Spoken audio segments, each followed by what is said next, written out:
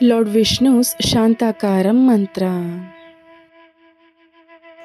शान्ताकारं भुजगशयनं पद्मनाभं सुरेशं विश्वाधारं गगनसदृशं मेघवर्णं शुभाङ्गं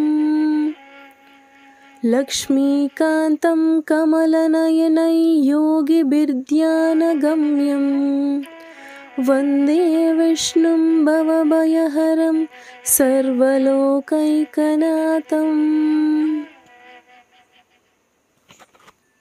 I seek the blessings of Sri Vishnu, who rests gloriously on a serpent, the Lord of gods, on whose navel a lotus is seated, the master of all life in this universe, infinite like the sky, who has an enormous form